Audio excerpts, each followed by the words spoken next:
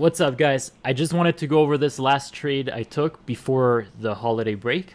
A lot of you guys have been asking about the supply and demand zones I draw. Me, I like to draw these zones when there is a big price movement. Up here, we had a big one from, I believe, December 20th, where the price just tanked. And this tells us there are a lot of sellers in this area. And what tends to happen is the price will creep up back into this zone, this area, and then these big sellers start selling all over again to try and maximize their profit. So all our job is to try and catch that move with the big sellers. Here, when the price entered this supply zone, we entered short. We set our stop at the top. Sometimes I even set it at the top of the supply zone, maybe a few ticks above, but anywhere up here would be fine. Then you could see the price retraced a little bit, but ultimately it ended up breaking down. And to be honest, this could probably go down to about these levels right here. This is usually where I would set my profit targets. But we're breaking for Christmas, and I don't want to be in this trade much longer because we're getting ready to go on our flight. So let's go.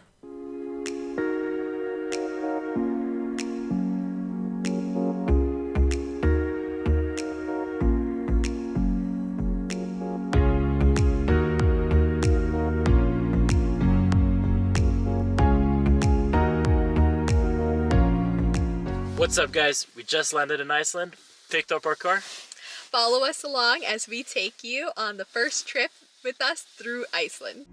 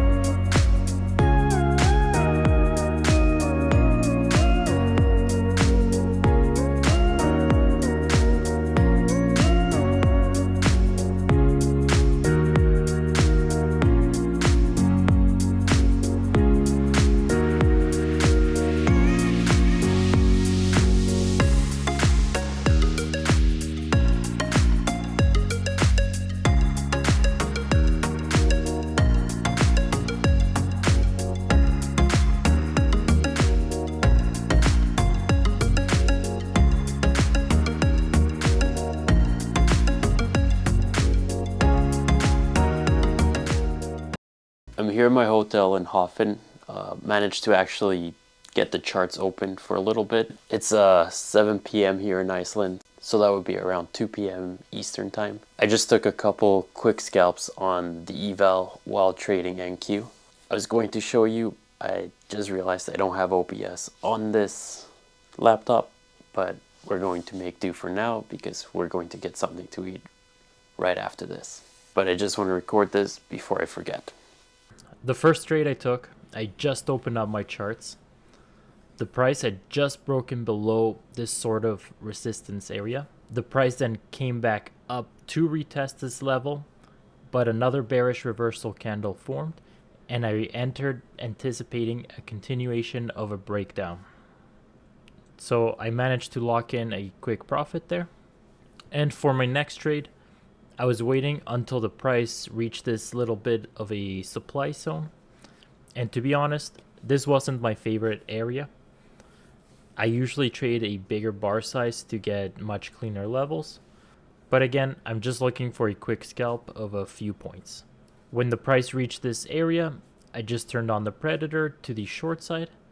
When the reversal formed, the predator got me into the trade, set my targets, and again locked in another quick profit. Anyways guys, that's all I wanted to show you in this example. Can't wait to see you guys again on Tuesday.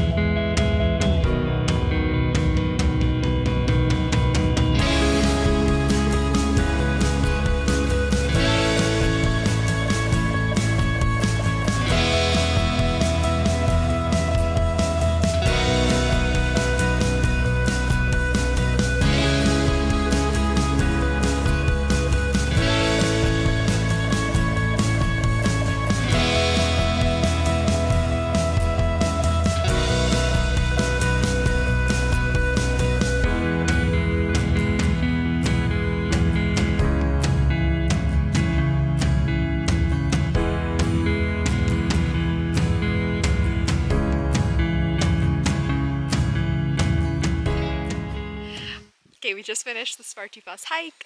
Today got a little bit out of hand with the weather, so we were supposed to do a canyon hike, but it was snowing, could barely even see where the turnoff was, so we had changed plans and went to Vatnajökull National Park and took the trek to Svartifas. Yep, that's pretty much it.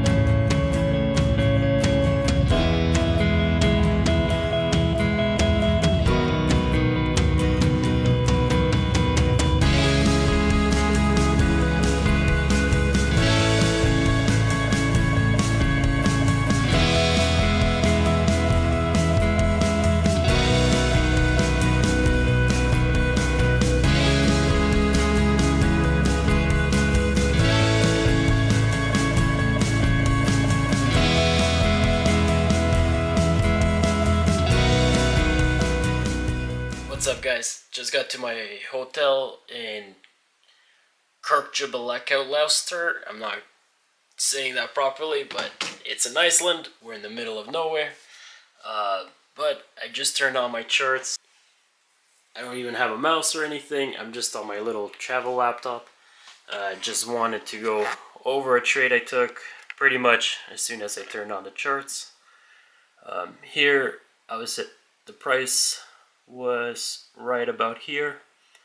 It reversed at this little resistance area, so I just kind of anticipated the break of that area. Just turned on the predator. I usually just turn it on to the short side. Once the bearish reversal formed, entered short. I got up for a quick scalp. Again, I'm not really looking for a long hold. This is just a quick little scalp. But made a quick little $265 profit on the eval. Again, I'm not trading the PAs right now. I'm not hotel Wi-Fi. I don't really trust trading the PAs, but I just wanted to show kind of what I'm looking for. But yeah, I guess the price is still going down. Could have held a little longer, is what it is. Anyways, I'm gonna go get some food right now. Hope you guys are having a good day. So that was a lie. So I was initially looking for another short right around here, but the price kept continuing above this zone. So I canceled that idea. This one, my next zone would be somewhere up here. This one is still a little bit under it. I did not enter there either. I'm waiting for another opportunity to form somewhere up here. So now I have my short enabled, just waiting for that reversal to form and letting the predator take over. So here we saw a big push, kept canceling all of my short trades. Now we are at this zone up here, and I'm just waiting for this candle to close red. If it does, the predator will enter short, and I'm just looking for a quick scalp here. This will probably be my last trade of the year because it's Friday. It is 1 p.m. Toronto time, 1:10 p.m.